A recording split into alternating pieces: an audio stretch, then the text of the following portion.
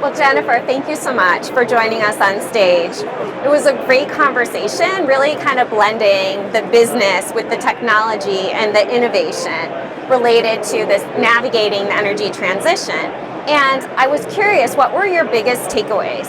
I think I had two biggest takeaways. The first is make sure and partner with all of your customers as much as you can. Really proactively get out there and explain the role of the utility in their transition to electric transportation.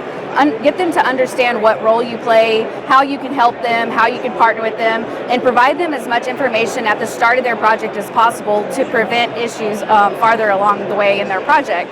The second is from a modeling and information for electrification load growth on the grid. I think there is really no right answer right now.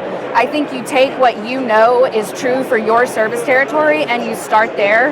You partner with your technology partners within your utility, and then you build on what you already know. So we had a lot of conversation about the complexity, the ecosystem, the stakeholders, and how there are all sorts of projections out there, but none of them match or agree. Where do you think we are in terms of maturity, and what do you think it's going to take in order to get to the end vision, or at least a stable vision, as it relates to the electrification of transportation?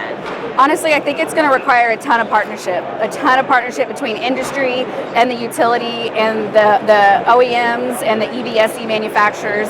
It's going to require everybody to come together and create really cohesive partnerships to be able to understand where everybody's vested interest is and how to create something that's sustainable and we can continue to grow into the future.